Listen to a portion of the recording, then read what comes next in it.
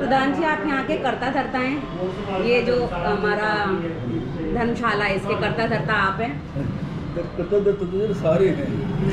ये तो एक दायित्व सौंपा हुआ, अभी आप किसी को प्रधान बना दिया, किसी को सेक्रेटरी बना दिया, किसी को खजांच बना दिया। अदरवाइज यहाँ टीम वर्क से ही काम होता है, क्योंकि अकेला प्रधान कुछ नहीं कर सकता। जैसे अगर प्रधान के दूसरे सबॉर्डिनेट या सहयोगी साथ न देंगे तो क्या करेगा प्रधान जी। तो इसलिए जो हमने काम को न सारे के सारे को जो है पूरा बांटा हुआ है, डिवीजन ऑफ लेबर से काम करते हैं, सभी मिलकर के काम करें। और यहाँ पर कोई पद की गरिमा नहीं पाए अपने भी, मैं पद ठीक है अपने उसमें रहें, लेकिन ये नहीं होना चाहिए मैं तो पदाधिकारी हूँ, मैं ये नहीं करूँगा, मैं ये नहीं करूँगा। सब मिलकर काम करते हैं और हर पदाधिकारी के साथ साथ कार्यकारिणी के सदस्यों का पूरा योगदान है। जो भी काम कहा जाता है असल में तो कहने की जरूरत नहीं पड़ती। ये जो है ना भाई साहब सेक्रेटरी सारे का सारा कार्य जो है ना बिना किसी कहीं वेल प्लान ढंग से जो है करते हैं। कोई भी काम हो जाए पूछ लेते हैं सलाह, मैंने सलाह, क्योंकि हमारी कार्यकारिणी है ना जो वेल क्वालिफाइड है। ये भी लेक्चरर रिटायर्ड है, मैं भी लेक्चरर रिटायर्ड हूँ, दूसरे बैठे सारे काम करने वाले हैं। और गवर्नमेंट जॉब में रहते हुए एक जो है ना ऐसा सीखने के लिए मिला, ये काम जो है ना काम ही पूजा है हमें जो है ना, और काम मिल कर के करना चाहिए। सहयोग से जो काम किया जाता है उसमें आनंद ही अलग आता है। फिर किसी को कहने का मौका नहीं मिलता, हमारी पूछ नहीं है जी प्रधान यही है, बड़ा अच्छा है।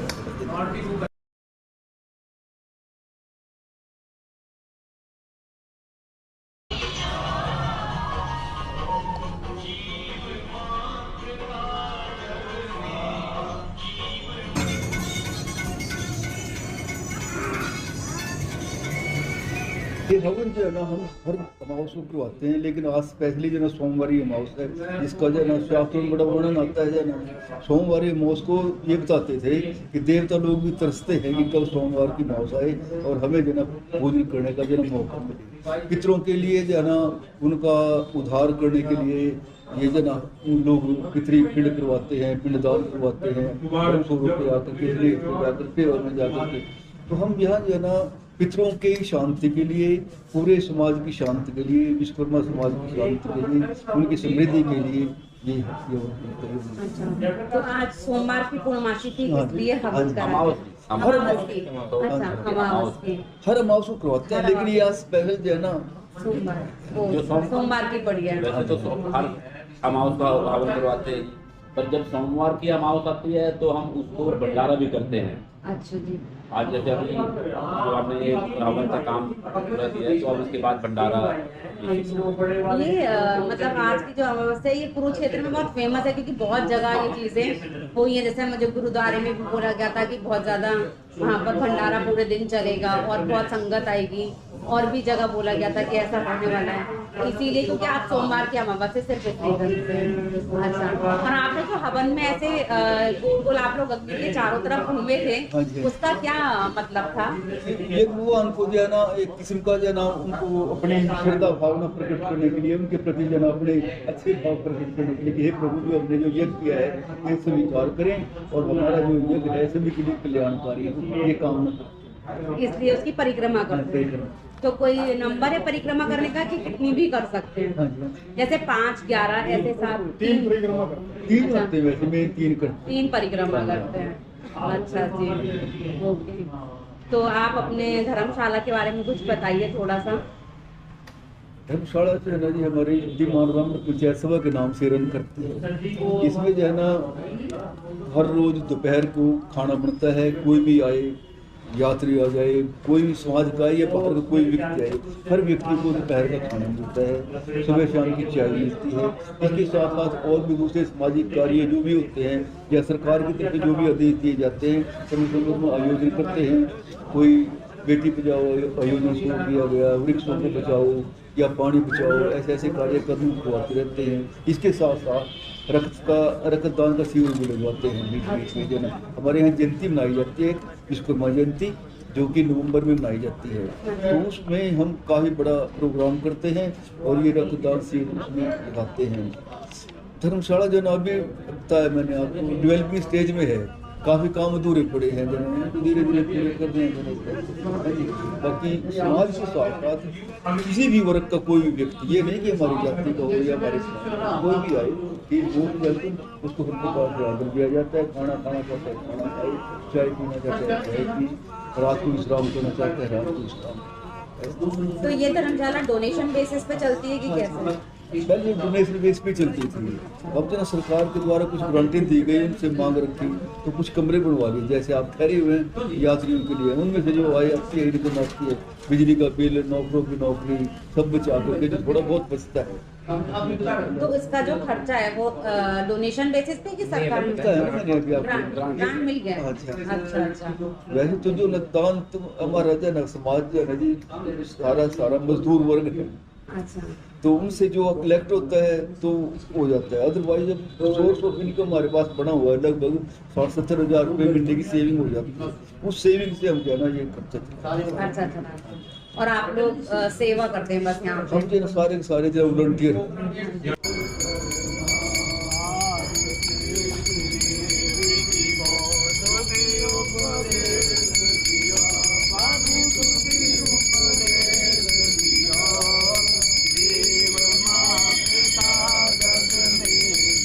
यहाँ चल रहा है भंडारा सभी के लिए। तो देखिए विश्वकर्मा जो धर्मशाला है जहाँ हम लोग ठहरे हुए थे, जहाँ पर मुझे अच्छा लगा क्योंकि अभी आज हमारा आखिरी दिन है और आखिरी दिन के साथ में हमारी समाप्ति हुई है भंडारे के संग में और यहाँ के यज्ञ के संग में, मतलब जो हवन है उसके साथ में।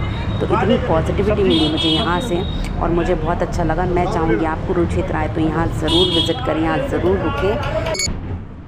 हाँ जी, तो आप बता रहे थे आपके समाज की शिक्षा के बारे में। मैडम हमारे समाज में शिक्षा का स्तर ज़्यादा अच्छा नहीं है, तो उसको बढ़ावा देने के लिए समाज ने मिलकर जो काम किया है कि जो हमारे बच्चे मैट्रिक में, +2 में या यूनिवर्सिटी की किसी भी फाइनल क्लास में या IIT में, MBBS में कोई करता है तो उसको हम जो भी चीफ गेस्ट आता है, हमारा विश्वकर्मा जयंती मनाते हैं हम दिवाली से अगले दिन, तो उस पर बुला के हम उनको सम्मानित करते हैं। जैसा भी जो भी समाज डिसाइड करता है कि हमने उसको क्या देना है, एक मोमेंटो टाइप। हाँ जी। तो इस बार हमने एक काम और किया है कि जितने हमारे रिटायर्ड हुए थे 1 साल के अंदर, कोई चाहे वो PM था, चाहे वो बहुत बड़ा अफसर था, सभी को हमने बुला के उनको भी सम्मानित किया इस बार हमने। अच्छा। ताकि जो, क्योंकि समाज जब सर्विस करता आदमी तो हो सकता है कि यहाँ कम जुड़े, जब हम उनको यहाँ बुला के जोड़ेंगे तो उसका झुकाव हमारी तरफ, इस धर्मशाला की तरफ होगा, समाज की तरफ होगा। ये काम इस बार हमने किया है। हाँ, ये भी एक और हम करने जा रहे हैं कि प्रधान जी के सुझाव से कि वो अभी डिसाइड 80 साल का हमने अभी लिया है कि जो हमारे समाज के 80 साल से ऊपर बुजुर्ग हैं उनको भी हम विश्वकर्मा जयंती पे बुलाएंगे और उनको भी हम सम्मानित करने का एक काम करना चाह रहे हैं। अच्छा। वो काम तो हमने शुरू कर दिए हैं। रिटायर्ड टीचर, रिटायर्ड जो कर्मचारी हैं उनके लिए, और जो बच्चे पढ़ते हैं बोर्ड की क्लास में जो पास आउट होते हैं उनकी एक परसेंटेज हमने रखी हुई है कि 75% हैं उसमें या 80% है, उनको हम बुलाते हैं और सम्मानित करते हैं। उससे क्या कि दूसरे जो बच्चे आते हैं हमारे समाज के, दूसरे जो लोग भी आते हैं तो वो अपने बच्चों को मोटिवेट करते हैं घर जाके। आप सम्मानित करते हैं पूरा जो विश्वकर्मा समाज है, ये सिर्फ कुरुक्षेत्र के लिए कि पूरे भारत? हमारा जो हमारी संस्था है वो डिस्ट्रिक्ट कुरुक्षेत्र लेवल की है। अच्छा। तो हम पूरे डिस्ट्रिक्ट को कवर करते हैं। अच्छा, पूरे डिस्ट्रिक्ट को कवर करते हैं। वो डिस्ट्रिक्ट में कहीं का भी हो, कैथल है, ये लाडवा है, पेवा है या शाहबाद है, हम फेसबुक पे और इस तरह के जो हमारे हैं उन पे सब पे व्हाट्सएप पे डालते हैं मैसेज, तो वो पढ़ें। और उसमें हम एक स्पेशल एक चीज़ लिखते हैं कि हो सकता है हम किसी के पास ना पहुंच पाए हों, यदि कोई आप जानते हैं उसको जिसने मैसेज पढ़ा है वो उसको आगे तक पहुंचाए, ताकि ज़्यादा से ज़्यादा लोग हाँ जी, वो तो है। तो जैसे आप यहाँ बोल रहे हैं जैसे कि रिटायरमेंट के बाद में यहाँ पर काम होता है, लोग कर सकते हैं, हम उसकी आप सुविधा दे रहे हैं, तो लाइक विश्वकर्मा समाज के लोग हैं उन्हीं के लिए कि कोई भी समाज के लिए? ये मैडम सामाजिक धीमान वर्ण पंचायत सभा के नाम से है जैसे, तो समाज के लोग ही हम को प्रेफर करते हैं। मैं ईश्वर चंद धीमान, हमारे इसी समाज से जुड़ा हुआ रिटायर्ड प्रिंसिपल हूँ। हमारी एक ऑल इंडिया लेवल की विश्वकर्मा एजुकेशन ट्रस्ट है, उसमें शुरू से ही जब से वो एस्टेब्लिश हुई है लगभग उसको आज 80 साल हो गए हैं और मैं उसका 50 साल से मेंबर हूँ। हम उसमें हर साल कहीं ना कहीं ऑल इंडिया में कहीं ना कहीं एक जगह पर एक हम प्लेटफार्म बनाते हैं उसका, और जितने भी बच्चे हमारे पहले तो एकेडमिक कैरियर के ही होते थे, अब प्रोफेशनल एजुकेशन के भी हमारे पर बच्चे आते हैं। जैसे मैं 2 स्टूडेंट्स को रिकमेंड कर सकता हूँ। हमारी जो वो ट्रस्ट है, प्रिंसिपल से जैसे किसी की बीटेक में एडमिशन हुआ, एमबीबीएस में एडमिशन हुआ या किसी और उसमें स्टेटस में एडमिशन हुआ है, तो हम प्रिंसिपल से, जो कंसर्न इंस्टीट्यूशन का प्रिंसिपल है, वो एक अपने पैड पर उसकी जो फीस है वो उसकी फंड्स जितने में वो लिख के दे देता है। उसके बाद इन्हीं जो स्टूडेंट्स 82% थी पहले, अब 85% है उसकी स्टेटस जो है, कम से कम 85% का होना चाहिए। किसी ने 10वीं की है, किसी ने +2 की है या किसी ने बीटेक की है, वो एमटेक में एडमिशन लेता है, आगे एमबीबीएस में +2 करके एमबीबीएस में लेता है, तो उसमें अब 85 है मिनिमम। जैसे अब पीछे यहाँ पर कनखल में था प्रोग्राम ऑल इंडिया का, वहाँ पर मिनिमम 40% जो टोटल ऑफ दी फंड्स हैं वो उसी वक्त उनको चेक दे देते हैं, बुलाते हैं उनको, और मैक्सिमम जो है उसका 75% ये जो हमारी इंस्टीट्यूशन है, जो ट्रस्ट है हमारा, वो उनको रिकमेंड करके फाइनल सैंक्शन करके उनको कंसर्न इंस्टीट्यूशन को ही पे कर देते हैं। स्कॉलरशिप ये हमारी संस्था में ये इस प्रकार से ये फ़ोटो वगैरह ले रहे हैं, ये वीडियो ले रहे हैं, कोई ना कोई हमारी तरफ से इनको एक प्लस पॉइंट मिला है, तभी ये इस प्रकार से आकर्षित होता आदमी। बट नेचुरल है, कोई ऐसी बात तो है नहीं। तो मैं तो आपका बड़ा धन्यवाद करूँगा, तुम हमारे बच्चों की तरह से हो, ठीक है नहीं। ये इस प्रकार से हम महसूस करते हैं कि भी अब तो स्वामी सब कुछ है तेरा, आरती में गाते हैं ना, कि भाई अब तो आपके भरोसे हैं। अभी ये लंदन में भी प्रोग्राम बना रहे हैं, वहाँ से इन्होंने अपना एक संपर्क किया है। यहाँ दिल्ली में ये कई प्रकार के फंक्शन ऑर्गेनाइज करते हैं, जिस पर खेला जाने वाला नाटक है। ये एक प्रश्न होता था हमारे पास, अब सिलेबस चेंज हो गया है। भूगोल हमारी स्टेज है और इतिहास इस पर खेला जाने वाला नाटक है। बस इसको अगर प्रश्न पूरा याद कर लेता था ना, वो यूँ समझो कि he will go so very happy.